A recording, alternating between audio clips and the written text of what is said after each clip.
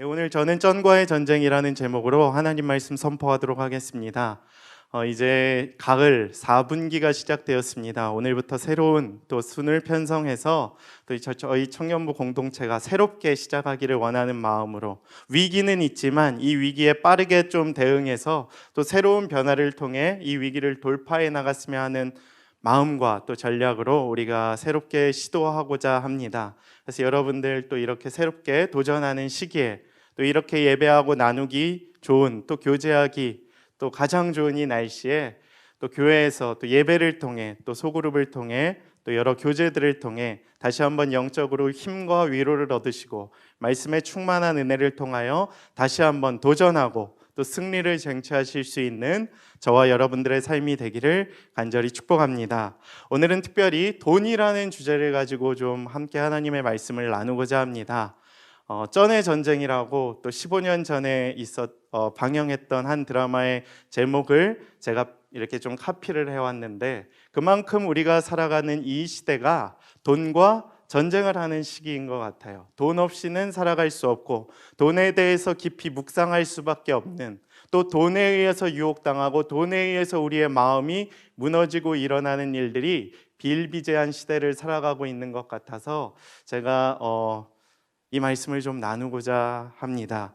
물론 세상적으로도 돈 잘 버는 방법, 또 유튜브에서도 이 돈을 어떻게 불려나가야 할지에 대해서 1억으로 50억을 몇 년 만에 만들었다, 이런 유튜브들이 많이 이렇게 뜨고 있는 현실이지만, 말씀에서는 과연 이 물질에 대해서 하나님은 어떻게 생각하시며 어떻게 살아가기를 원하시는지 조금이나마 짧은 시간 동안 하나님의 말씀을 통해 우리가 나누어 보고자 합니다. 여러분들 돈과 또 교회와 또 신앙의 관계에 대해서 어떻게 생각하시는지 먼저 좀 질문을 드리고 싶습니다.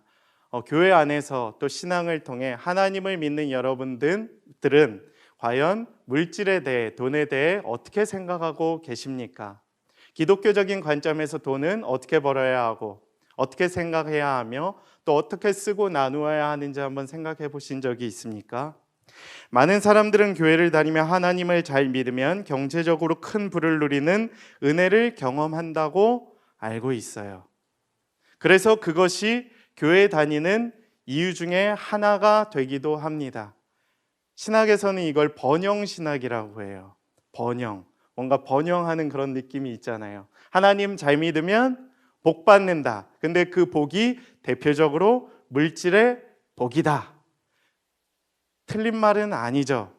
근데 이전에 한국 교회를 이것이 주도했던 시대에 비하면 요즘 우리 청년들이 살아가고 있는 이 시대에는 번영신학을 논하기가 굉장히 어려운 시대가 되어버렸습니다.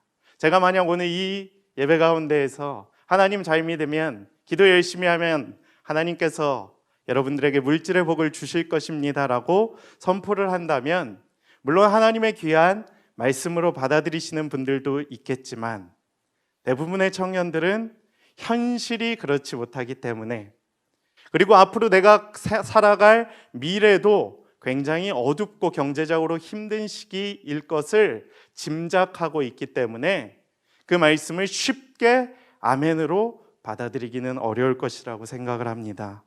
그래서 저는 좀 고민을 많이 해봤습니다. 실제로 구약 성경에서는 무엇이라고 얘기했고, 또 오늘 우리가 마주한 이 디모데전서에서는 무엇이라고 이야기하는지 좀 비교를 통해서 계속해서 좀 말씀을 나누고자 합니다. 첫 번째가, 많은 사람들이 교회를 다니면 물질의 복을 얻는다라는 번영신학적인 측면이 있고, 두 번째로는 신약이 많이 그러한 편인데, 너무 물질을 바라는 것은 죄악된 요소가 있을 수 있다. 유혹을 이기고 자족하는 법을 배우고 선한 사업을 많이 하며 하나님께 소망을 두라라는 두 가지 이렇게 큰 전제가 우리가 대부분 생각하고 있는 물질에 대한 생각 중에 하나라고 생각을 합니다. 그럼 구약 성경에서는 대표적으로 부자였던 인물들이 여러 명이 나옵니다. 그리고 많은 분들이 그 인물들을 통해서 우리들에게 물질의 복을 이제 주실 것이다 라는 말씀을 인용하기도 합니다. 여러분, 구약에서 나왔던 대표적인 부자였던 인물 두 명이 있는데요. 누구라고 혹시 생각하십니까?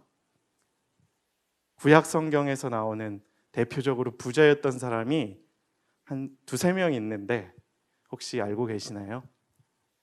한번. 예. 욥. 예, 좋습니다. 저희 아내도 욥이라고 먼저 이야기를 하더라고요. 예, 또 누구라고 생각을 하십니까? 창세기에 나오면 26장 말씀에 보면 아브라함의 아들이었던 이삭이 거부가 되었다라고 나옵니다. 땅을 많이 주시고 물질의 축복을 주셔서 그가 부자가 되었다라고 이야기를 합니다. 두 번째로는 어떤 인물이었을까요? 다윗의 아들이었던 솔로몬 왕이었습니다. 하나님께서 그에게 넘치는 부와 부귀와 영광을 주사 다른 사람들이 뛰어넘을 수 없을 정도로 그에게 채워주신다라고 이야기를 해주셨습니다. 근데 저는 이것을 보면서 요즘 이 시대를 살아가고 있는 이 청년들에게 이 말씀을 어떻게 해석을 해야 될까?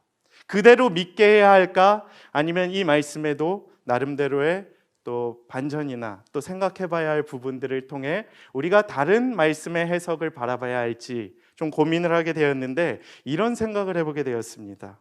창세기 24장에 보면 이렇게 기록이 되어 있습니다. 그가 이르되 나는 아브라함의 종이니이다. 여호와께서 나의 주인에게 크게 복을 주시어 창성하게 하시되 소와 양과 은금과 종들과 낙타와 나귀를 그에게 주셨고 나의 주인의 아내 사라가 노년에게 나의 주인에게 아들을 낳음에 주인이 그의 모든 소유를 그 아들에게 주었나이다. 아멘.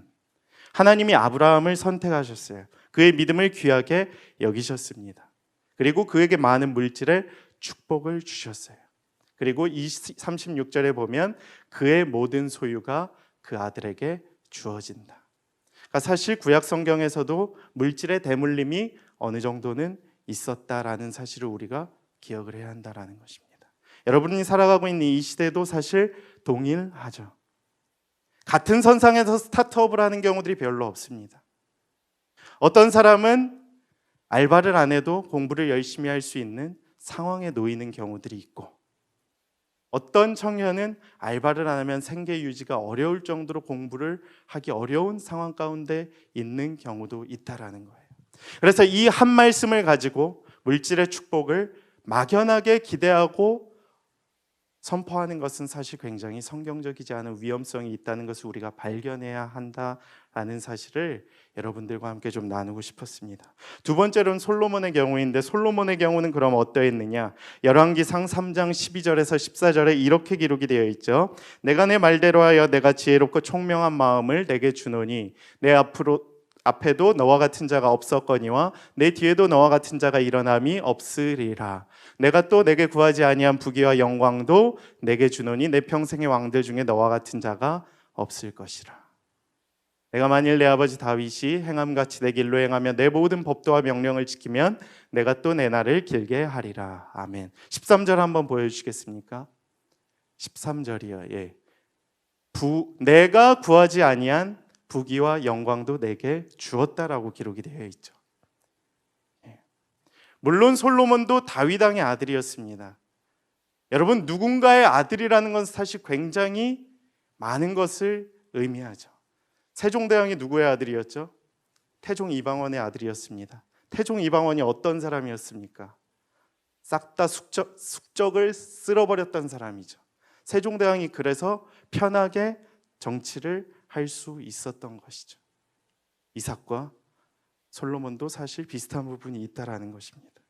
그리고 솔로몬의 경우에는 내가 구하지 아니했던 것을 구했더니 하나님께서 부어주신 그 은혜가 있었다라는 거예요. 사실 이것은 그가 바랐다기보다는 하나님께서 특별히 채워주셨던 다른 은혜였다라는 것을 우리가 기억해봐야 할 필요가 있습니다.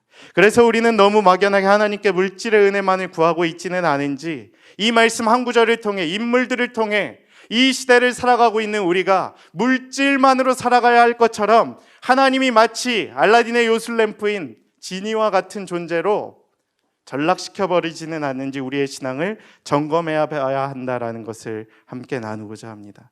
여러분은 물질에 대해서 어떤 마음을 가지고 하나님을 믿고 계십니까? 저는 시대가 많이 변했다라고 생각을 합니다.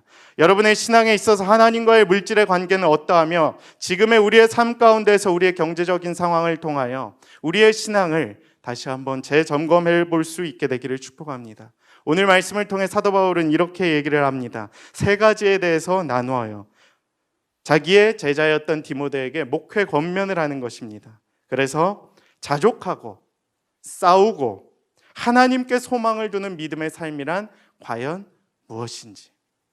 그러니까 이렇게 부어지는 물질의 축복이 넘치지 않더라도 연약한 가운데에서 바울이 살았던 그 위기의 순간 가운데에서 바울이 살았던 그 재정적으로 쪼들렸던 그 상황 가운데에서 과연 물질을 어떻게 바라보며 하나님의 은혜를 구해야 하는지 우리가 함께 나누어 보기를 원합니다. 그래서 우리가 살아가는 이 시대가 이삭이 경험했던 또 솔로몬이 경험했던 그 풍요로운 시대는 아니지만 정말 바울이 살았던 그 쪼들렸던 시기, 위기의 시기, 하나님을 믿는 것조차도 어렵고 경제적으로 궁핍했던 시기를 살아가고 있지만 바울이 나눴던 이 이야기들을 통해서 다시 한번 우리가 말씀의 은혜를 함께 나누며 또 이 시대를 살아가는 하나님의 지혜, 또 경제적으로는 우리가 하나님의 말씀을 어떻게 해석을 하며 나아가야 할지 계속해서 말씀을 통해 나누고자 합니다. 먼저 오늘 하나님이 우리에게 주시는 첫 번째 메시지는 하나님께서 주시는 은혜에 자족하라라는 것입니다. 그래서 자족하라, 싸우라, 하나님께 소망을 두라, 이 세 가지 메시지를 가지고 우리가 함께 나누고자 합니다. 7절에 이렇게 기록이 되어 있습니다. 우리가 세상에 아무것도 가지고 온 것이 없음에 또한 아무것도 가지고 가지 못하리니. 기본적으로 성경이 전제하고 있는 물질에 대한 이야기죠. 욥에서도 나오고 전도서에서도 이따 살펴보겠지만 기본적으로 우리는 그냥 왔고 하나님께서 부어주신 은혜로 살아간다라는 전제를 가지고 살아가기 때문에 족한 줄 알고 살아가는 것이 진정한 믿음임을 성경은 우리에게 가르쳐주고 있는 것입니다. 여러분, 우리가 살아가고 있는 시대가 어떠합니까? 막연하게 그렇게 부를 바라보기가 쉽지 않은 시대예요. 제가 데이터를 통해 함께 좀 나누고자 하는데요. 세계와 한국의 50년간 경제 상황을 이렇게 이야기한 데이터를 가지고 우리가 함께 나누고자 합니다. 1962년 한국전쟁 이후에 우리나라의 경제 성장률이 치솟습니다. 3%부터 몇 %까지 올라가죠? 무려 15%까지 올라가죠. 1980년도에 무슨 일이 있었는지 아십니까? 오일 쇼크를 통해서 세계적인 그 위기 때문에 잠깐 폭락을 한 거고 그 이후에도 10% 이상을 우리가 유지를 합니다. 그러다가 98년에 무슨 위기를 또 겪게 되죠? 외환 위기를 겪게 됩니다. 구제금융을 신청하고 다시 한번 잠깐 치솟았지만 계속해서 떨어지는 흐름을 보이고 있고, 다음 자료 한번 보여주시겠어요? 2008년에 무슨 일이 있었죠? 리먼 브로더스 발 세계 금융 경제 위기. 저때 다시 떨어지고 계속해서 2%, 3%. 그리고 코로나 이후에는 지금 마이너스 경제 성장률을 이렇게 우리가 안고 살아가고 있습니다. 근데 이 시대를 살아가고 있는 청년 세대에게 하나님의 말씀을 통해, 기도를 통해 물질의 축복을 주실 거야, 취업의 문을 열어주실 거야, 이런 근거 없는 낙관론을 가지고 이야기를 한다는 것은 사실 굉장히 미안한 얘기죠. 굉장히 하나님을 잘못 선포하는 행위가 될 수 있다는 것을 깨닫게 되었습니다. 세계 경제나 한국 경제 성장률이 예전 같지 않아요. 달라져야 합니다. 거기에 따른 우리의 믿음이나 우리의 신앙도, 믿음을 바라보는 것도 달라져야 한다라고요. 달라져야 한다고요. 1950년대 이후에 한국 교회가 성장을 했어요. 폭발적으로. 경제 성장과 더불어서 교회를 짓고 부동산이 증가를 하고 그 가운데에서 많은 헌금들을 통해 이 한국 교회가 성장을 하고 유지가 됐죠. 근데 앞으로는 그런 시대가 아니라는 거예요. 막연히 하나님의 은혜를 외치며 경제적인 부를 누리고 청년 세대를 막연하게 비전 가운데 빠져들며 잘못된 신앙을 외치는 것은 굉장히 위험하고 성경적이지 않은 방법입니다. 한국교회 미래지도라는 책이 한때 유행을 했었죠. 한 7년 전쯤에 나왔는데 거기 1권에서 1장에 이렇게 제목이 기록되어 있습니다.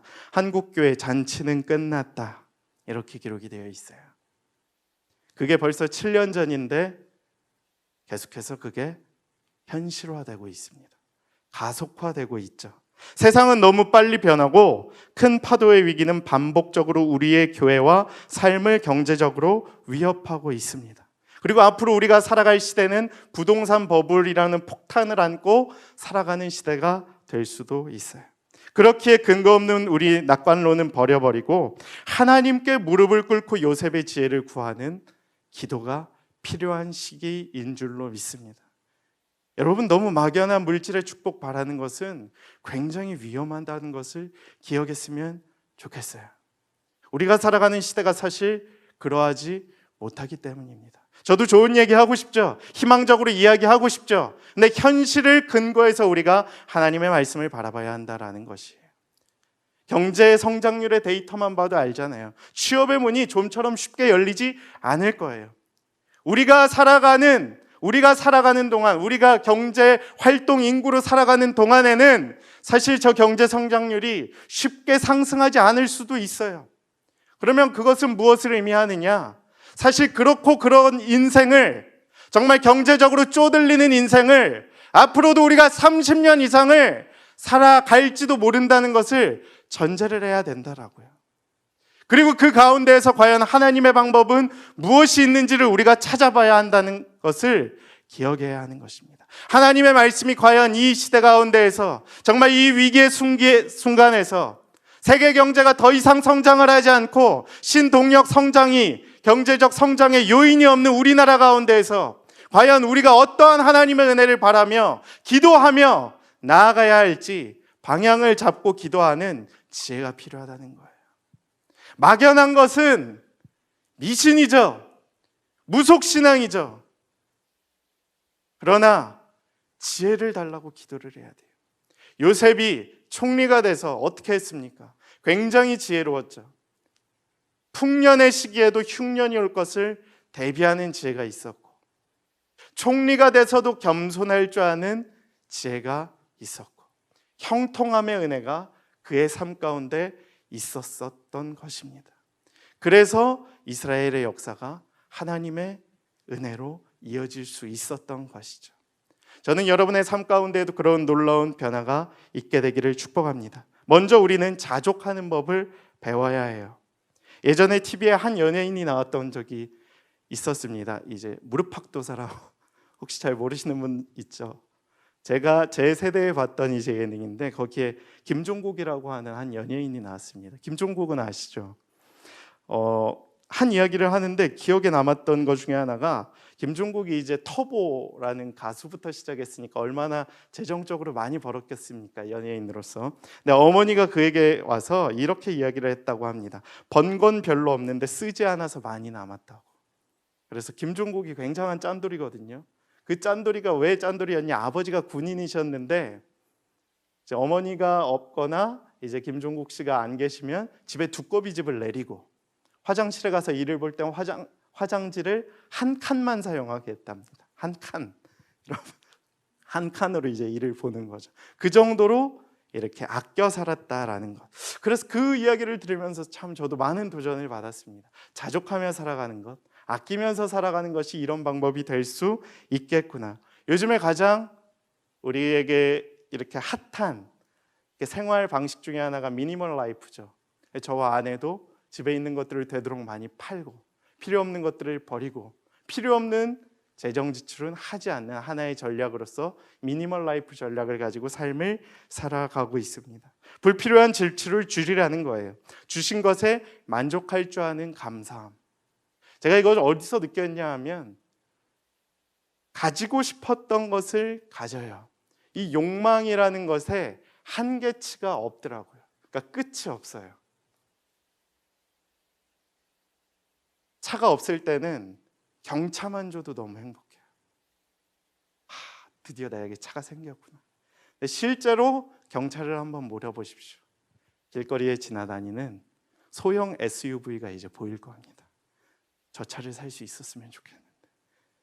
소형 SUV를 몰다 보면 준준형이 보여요. 중형이 보이고 대형이 보이고, 대형 모시는 분들은 이제 외제차로 넘어가기 시작하죠. 제 삶이 그렇더라고요. 어느 순간 물질에 대한 욕망의 한계치가 없어지고 있는 제 모습을 보면서, 주위의 제 친구들의 모습을 보면서 정말 자족하는 법을 배워야겠구나. 없을 때는 다 갖고 싶죠. 다 부족할 때는 정말 하나만 줘도 굉장히 살아날 것 같죠. 근데 인간의 욕망이란 게 그 끝이 없다는 것을 알고 자족하는 법을 먼저 배우는 것이 내 삶 가운데 필요하겠구나라는 것을 깨닫게 되었습니다. 그래서 주시니도 여호와시되 거두시니도 여호와시오니 여호와의 이름의 찬송을 받으실지어다라고 고백한 욥의 고백이 저와 여러분들의 삶 가운데 넘쳐날 수 있게 되기를 축복합니다. 전도서 5장에는 이렇게 기록이 되어 있습니다. 함께 좀 말씀을 나누고자 하는데요. 은을 사랑하는 자는 은으로 만족하지 못하고 풍요를 사랑하는 자는 소득으로 만족하지 아니하나니 이것도 헛되도다. 그러니까 은을 사랑하는 자는 은으로 만족이 안 돼요. 그리고 재산이 많아지면 먹는 자들도 많아지나니 그 소유주들은 눈으로 보는 것 외에 무엇이 유익하랴. 노동자는 먹는 것이 많든지 적든지 잠을 달게 자거니와 부자는 그 부유함 때문에 자지 못하느니라. 아멘. 부자가 갖고 있는 영적인 어려움, 걱정이 많다는 거죠. 뭘 해도 만족이 없다라는 것입니다. 결국 우리에게 필요한 것은 자족하는 법, 그것을 먼저 우리가 기억해야 할 줄로 믿습니다. 두 번째는 무엇이냐 하면 믿음의 선한 싸움을 하라. 저는 기본적으로 돈에 대한 유혹에 있다라고 한다면 사실 싸움이라고 봅니다. 전쟁이라고 봐요. 내적 전쟁입니다. 외적으로 치고받고 싸우는 것만이 전쟁이 아니라 그 외부의 유혹 가운데에서 내적으로 내가 그것을 어떻게 대응하는지도 치열한 영적인 전쟁이 될 수 있기 때문입니다. 오직 너 하나님의 사람아 이것들을 피하고 의와 경건과 믿음과 사랑과 인내와 온유를 따르며 선한 싸움을 싸우라라고 기록이 되어 있죠. 최근에 전 세계적으로 대박을 친 한국의 웹 드라마가 있습니다. 한번 보여주시겠어요? 오징어 게임이라는 드라마이죠. 혹시 보신 분 계시나요? 제가 이 설교를 준비하면서 이번 주에 정주행해서 다 봤습니다. 혹시 다시 한번 손을 들어주시면, 생각보다 많이 안 보셨네요. 그래도 많이 보셨네요. 한번 좀 보실만 합니다. 되게 재밌고 물질에 대해서 또 새로운 감동을 주는 드라마인 것 같아요. 현실 사회에서 경제적으로 큰 어려움을 겪으며 희망이 없는 삶을 살고 있는 빚쟁이들의 이제 저기에 참여를 합니다. 456억 원의 상금이 걸리는 의문의 서바이벌에 참가한 사람들이 최후의 승자가 되기 위해 목숨을 걸고 극한의 게임에 도전하는 이야기를 담은 넷플릭스의 시리즈죠. 전 저렇게 무서운 무궁화 꽃이 피었습니다. 처음 봤습니다. 여기까지만, 스포는 여기까지만 하도록 하고, 잔혹하지만 황금 만능주의를 살아가고 있는 우리들의 현실을 그대로 보여주고 있는 웹드라마라고 생각을 했습니다. 처음엔 너무 잔혹해서 사실 제가 보기와 달리 그런 좀 무서운 걸 싫어하거든요. 그래서 안 보려고 했으나 이제 그 잔혹함조차도 담고 있는 상징성이 있더라고요. 그 잔혹함이 결국 우리가 이 현실에서 돈을 향하여 달려나가고 있는 잔혹함과 동일하다는 생각을 했기 때문입니다. 그 돈을 위해서라면 사람도 죽일 수 있다는 잔혹함이, 폭력성이, 비인격성이 우리 모두에게 있다는 것을 좀 깨닫게 되었던 시간이었죠. 우리도 현실에서 돈을 벌기 위해서 싸워요. 치열하게 경쟁합니다. 물론 돈을 버는 것은 좋을 수도 있어요. 분명 좋습니다. 어떤 부분으로는. 또 어떤 유명한 목사님들은 또 잘 벌어서 하나님의 선한 일을 위해 귀하게 쓰는 것 좋죠. 그러나 현실에서도 돈을 덜 벌기 위해 부정과 불의도 서슴지 않고 행하는 경우가 많이 있다라는 거예요. 오징어 게임에서와 같이 누군가를 죽이고 누군가를 짓밟고 너무 아무렇지도 않게 돈의 노예가 될 수 있음을 보게 되면서 그 유혹으로부터 벗어나기 위해 우리는 쩐과의 전쟁을 치러야 한다는 사실을 깨닫게 되었던 것입니다. 최근에 대장동 사태는 어떠합니까? 여러분 50억, 제가 이 얘기만 해도 알아들으시죠? 계속해서 터지고 있지 않습니까? 우리 청년들에게 얼마나 이게 분노가 일어나는 일입니까? 6년이라고 퇴직금 50억. 예, 제가 올해 목양교회 사역한 지 5년 차인데 내년 사역을 마무리하고 50억을 받을 수 있으면 얼마나 좋겠습니까? 근데 그런 현실이 아니잖아요. 근데 정말 현실은 우리의 상황과 다르게 흘러가는 부정의 모습을 보이는 것을 보면서 우리가 분노하고 있는 것 아니겠습니까? 이런 말도 안 되는 일이 우리 사회 곳곳에서 지금 일어나고 있는 것입니다. 싸우고 있는 거죠. 정작 국민들은 그냥 뒤에 두고 자기들끼리 50억이네, 5,600억이네 이러면 싸우는 어리석은 모습을 보이는 사람들이 우리나라의 지도자가 될 사람들이라고 하고 있는 이 현실이 얼마나 보기만 해도 짜증나는지 모릅니다. 거기에 대해 성경은 이렇게 이야기를 합니다. 너 하나님의 사람아, 돈의 유혹을 피하고 의와 경건과 믿음과 사랑과 인내의 온유를 따르며 믿음의 선한 싸움을 하라. 그리고 정작 중요한 영생을 취하라고 이야기를 하고 있습니다. 돈을 주고도 살 수 없는 것이 결국 생명이다라는 거예요. 영생. 삼성그룹의 이병철 회장이 죽기 직전에 500억을 제시했다라고 하죠. 그런 소문들이 있습니다. 500억을 줄 테니까 나를 더 살 수 있도록 도와달라라는 이야기를 했다는 후문이 있습니다. 그러나 목숨은 돈으로도 어찌할 수 없죠. 천국도 돈으로 갈 수 있는 곳이 아니죠. 돈으로도 못 가요 하나님 나라, 이런 어린이 찬송이 있듯이 돈으로 갈 수 있는 곳이 아니에요. 우리는 이를 위하여 부르심을 받은 자로서 이것을 뛰어넘는 믿음, 자족할 수 있는 믿음, 그리고 선한 싸움을 할 수 있는 믿음을 가져야 할 줄로 믿습니다. 돈의 유혹으로부터 쉽지 않죠. 없는 사람들이 조금만 이 기회가 생기면 얼마나 그것을 향해 달려가고자 하는 욕망들이, 그것을 취하려고 하고자 하는 마음들이 우리의 가운데 있는 것을 잘 알지만 그것을 이겨내는 믿음이 우리 가운데 필요하다라는 이야기를 하고 계시는 것입니다. 돈에 묶여 살고 우리를 유혹하는 만몬의 신앙과 싸워 이기는 신앙의 믿음을 갖기를 소망합니다. 요즘에 직장에 가면 9시에 화장실에 가서 주식 거래부터 하고 나온다는 우스갯소리가 있습니다. 혹시 직장인들 정말 그러신가요? 제가 유튜브 하나를 보다가 많은 직장인들이 요즘에 9시에 자리에 이제 지켜야 되는데 화장실 가서 주식 거래부터 하고 나온다고 우스갯소리가 있는 것 같습니다. 두 번째로 영끌이라 그러죠. 영혼까지 끌어모아서 부동산 사야 된다. 작년에 샀어야 되는데, 이런 생각들 많이 하시죠. 작년엔 사실 아주 특별한 상황이었죠. 10년마다 오는 아주 경제적 위기 중에 하나였는데 그걸 보고 지금 들어가시는 분들도 있고 아무런 계획도 없이 영끌하시는 분도 있는데, 여기로부터 좀 자유했으면 좋겠습니다. 영혼까지 끌어모아서 집을 사는 거 물론 필요할 수 있죠.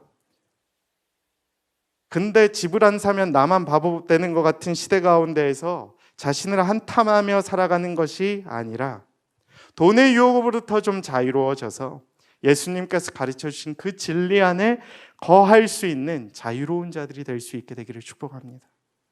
진리를 알지니 진리가 너희를 자유롭게 하리라. 그 진리, 예수님의 진리, 돈으로부터 허망된 꿈을 뛰어넘는 진리에 빠져 살아가는, 그러므로 말미암아 진정한 자유를 누릴 수 있게 되는, 싸움으로부터 승리할 수 있게 되는 여러분의 삶이 되기를 바랍니다. 세 번째 메시지는 다음과 같은데요. 재물에 마음을 두지 말고 하나님께 소망을 두라. 그럼 우리는 과연 어떻게 방향성을 잡고 살아가야 할까요? 하나님께 소망을 두라는 것입니다. 오늘 바울이 제자인 디모데에게 이렇게 이야기를 합니다. 앞으로 너가 목회를 하다가 부자들을 만나게 될 것이다. 그럴 때 어떻게 해야 될지 권면을 하고 계십니다. 이렇게 이야기를 하고 있습니다. 내가 이 세대에서 부한 자들을 명하여, 그러니까 부자들에게 말하여 이렇게 이야기를 하라. 마음을 높이지 말고 정함이 없는 재물에 소망을 두지 말고 오직 우리에게 모든 것을 후히 주사 누리게 하시는 하나님께 두며, 그 다음 선을 행하고 선한 사업을 많이 하고 나누어 주기를 좋아하고 너그러운 자가 되게 하라. 이것이 장래에 자기를 위하여 좋은 터를 쌓아 참된 생명을 취하는 것이니라. 아멘. 어제 한 리더십이 이렇게 질문을 했습니다.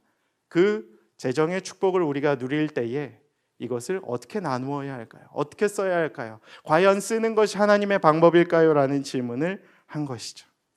근데 오늘 하나님은 우리들에게 이런 이야기를 하십니다. 만약 하나님께서 여러분들에게 솔로몬과 같은 물질의 축복을 주신다면, 이삭과 같은 물질의 축복을 주신다면, 또 그러한 사람을 마주하게 될 때 이렇게 권면하라고 이야기를 합니다.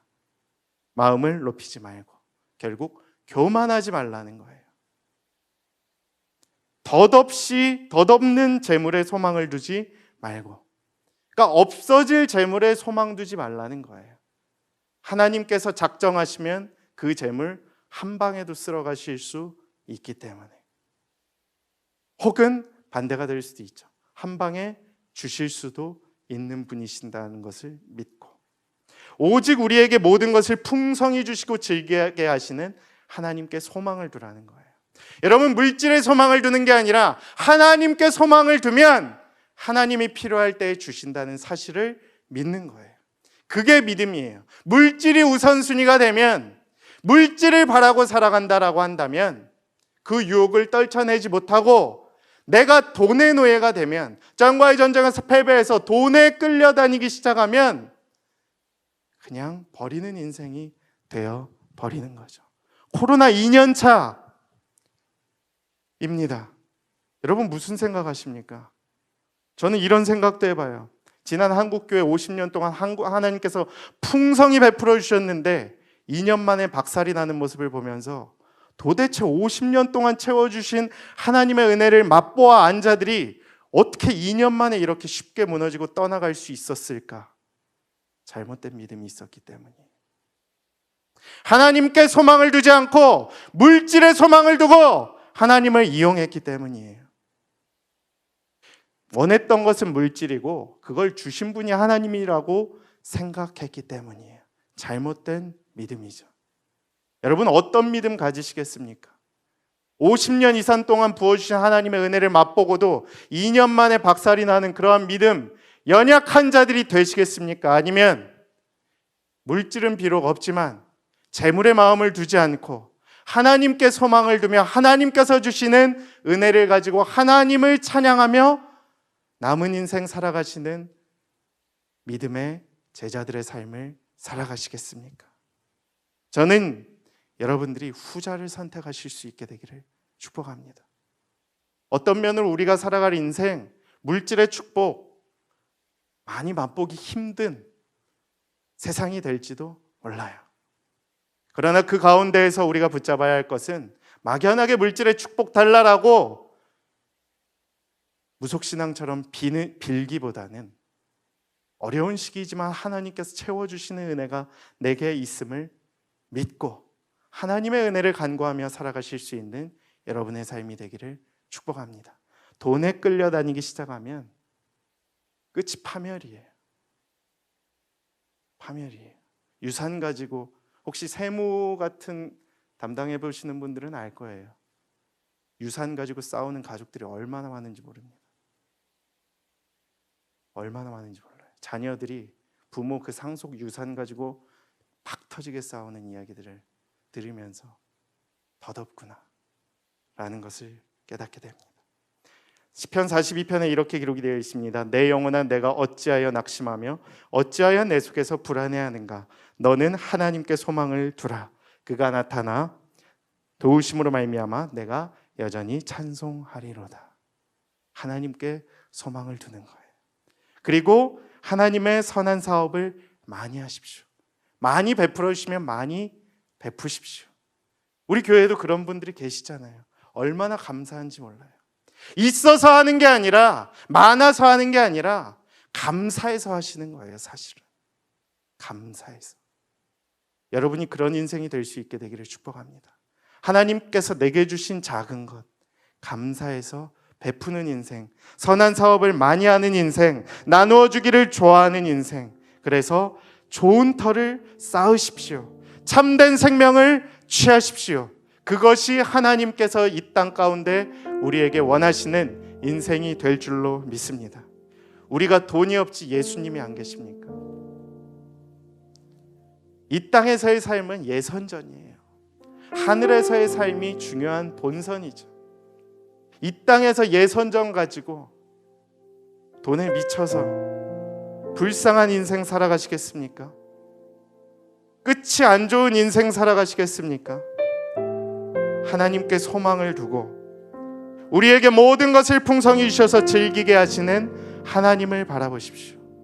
물질을 바라고 그 가운데서 물질의 복을 누리는 인생과 하나님의 소망을 두고 하나님께서 주신 은혜로 살아가는 인생이 다른 것처럼 우리의 인생이 그렇게 하나님께 소망을 두는 인생이 되기를 소망합니다. 이 시간 함께 우리가 기도하기를 소망합니다. 하나님, 이 시대를 살아가면서 돈의 종된 삶을 끊기가 어렵습니다. 연약한 우리를 불쌍히 여겨주시사 은혜를 베풀어 주셔서 가난 가운데에서 홀로 광야를 걷는 것처럼 힘들고 고통스러운 순간에서도 주님께서 채워주시고 여전히 나와 함께 하시다라는 것을 믿고 견디는 인생이 되게 하여 주시옵소서. 함께 믿음으로 하나님 앞에 간절히 기도하며 나아가도록 하겠습니다.